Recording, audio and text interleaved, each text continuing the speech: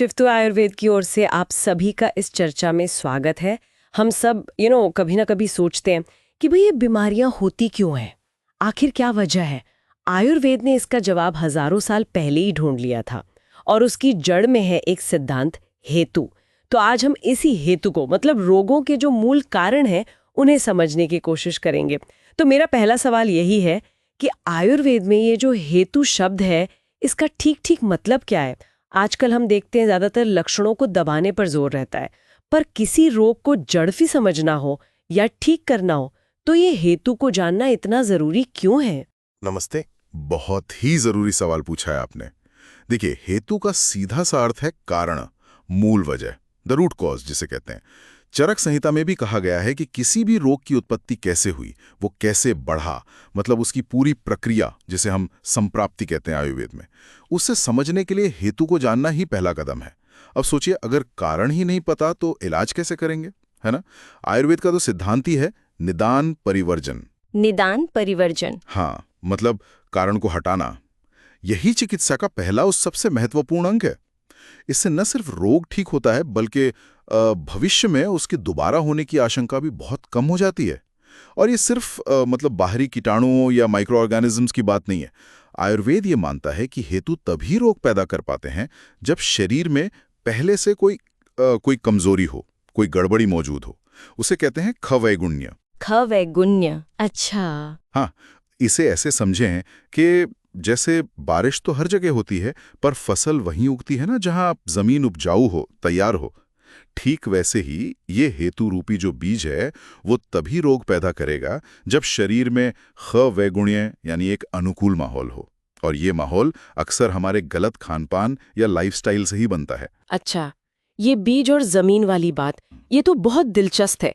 मतलब सिर्फ बाहरी कारण नहीं, हमारे शरीर की अपनी स्थिति वो भी उतनी ही मायने रखती है। बिल्कुल। पर क्या ये कारण, ये हेतु हमेशा एक जैसे होते हैं या आयुर्वेद इन्हें अलग अलग तरह से भी देखता है? कैसे समझा जाए इनको? हाँ, बिल्कुल सही समझा आपने। आयुर्वेद कारणों को बहुत गहराई से देखता है और उनको कई तरह से वर्गीकृत भी किया गया है।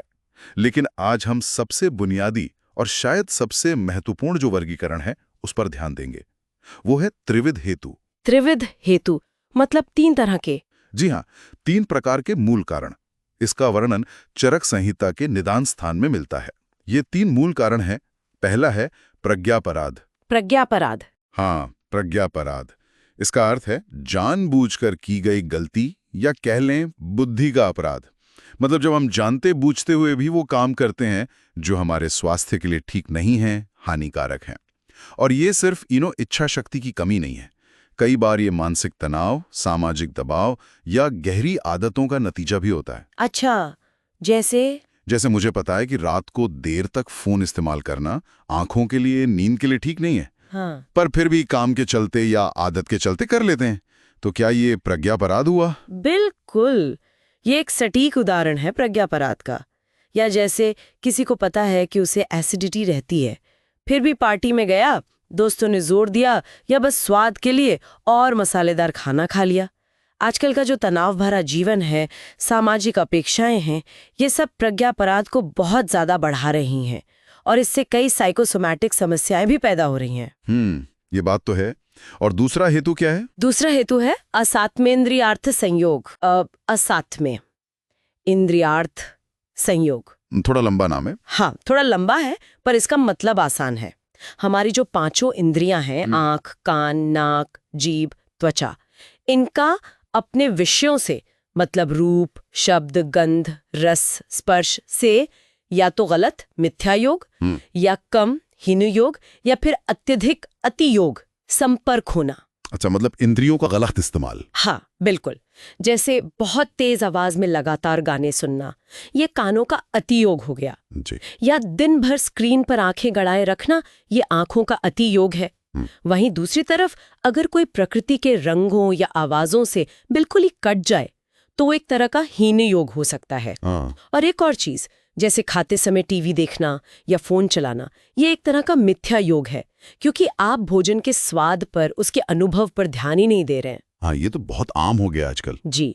और इसी में एक और बहुत जरूरी चीज आती है, हमारे शरीर के जो प्राकृतिक संकेत हैं, वेग है। वेग जैसे मलमूत्र त्यागने की इच्छा, छींक, प्यास, भूख, इनको रोकना या अनदेखा करना, इसे वेग धारण कहते हैं। ये भी शरीर के जो आंतरिक संदेश हैं उनका मिथ्या योग या अनादर ही है, और ये भी बहुत से रोगों का कारण बनता है। अरे ये तो सोचने वाली बात है, हम अपनी इंद्रियों का कितना सही या गलत इस्तेमाल करते हैं, इस पर शायद हम रोजमर्रा में ध्यान ही नहीं देते। वेग धारण वाली बात भी बहुत महत्वपूर्ण है। और तीसरा कारण क्या बताया आपने? तीसरा हेतु है काल परिणाम। काल परिणाम। हाँ, इसका सीधा सा अर्थ है समय, मौसम और उम्र का हमारे शरीर पर पड़ने वाला प्रभाव। काल यानी समय। उदाहरण के लिए जैसे हेमंत ऋतु है, सर्दियां हैं, उसमें त्वचा का रूखा होना स्वाभाविक है। ये उस काल का परिणाम है। हाँ, होता है। अद्य जो होता है वो निदान करते समय इन सब बातों का ध्यान रखता है कि लक्षण किस समय या किस मौसम में ज्यादा दिख रहे हैं। तो ये 3 मुख्य कारण हो गए, हमारी अपनी जानी बुझी गलतियां यानी प्रज्ञापराध, जी, इंद्रियों का असंतुलित उपयोग, वो असात्मेंद्रियार्थ संयोग, हाँ, और समय या मौसम का प्रभाव यानी काल। वाह, ये तीनों मिलकर ही शायद हमारी सेहत की पूरी तस्वीर बनाते हैं। और ये समझना, मुझे लगता है ये हमें अपने स्वास्थ्य की जिम्मेदारी लेने में बहुत मदद कर सकता है। आपने बिल्कुल सही निष्कर्ष निकाला है। ये तीनों कारण अक्सर आपस में जुड़े हुए भी होते हैं। एक कारण दूसरे को बढ़ावा दे सकता है, और यही आयुर्वेद की खूबसूरती है कि वो समस्या की जड़ तक जाता है, सिर्फ लक्षणों को नहीं दबाता। वैसे मैं ये भी बता दूं कि ये तो बस एक बुनियादी वर्गीकरण है, त्रिविध हेतु। अच्छा, और भी है? हाँ, आयुर्वेद में कारणों को और भी कई नजरियों से देखा जाता है। जैसे तात्कालिक कारण कौन से हैं, जिन्हें सन्निकृष्ट निदान कहते हैं, और दूरगामी कारण कौन से हैं, विप्रकृष्ट निदान। प्रधान क्या है, अप्रधान क्या है, शारीरिक कारण, मानसिक कारण, इनकी परतें बहुत गहरी हैं। वाकई ये विषय तो बहुत ही गहरा है, और जानना चाहेंगे इसके बारे में। इन गहराइयों में हम भविष्य की चर्चाओं में जरूर उतरेंगे, ताकि आयुर्वेद की यह समझ और भी स्पष्ट हो सके। आज इस महत्वपूर्ण जानकारी के लिए आपका बहुत बहुत धन्यवाद। और श्रोताओं के लिए एक विचार छोड़ जाते हैं आज की इस चर्चा के बाद। अपनी किसी स्वास्थ्य चिंता के बारे में सोचिए। क्या आप उसके संभावित हेतु को, मतलब प्रज्ञापराध, असात्मेंद्रियार्थ संयोग या काल के प्रभाव को पहचान पा रहे हैं? और अगर हाँ, तो उसे बदलने के लिए पहला कदम क्या हो सकता है? जरूर सोचिएगा। शिवत्व आयुर्वेद।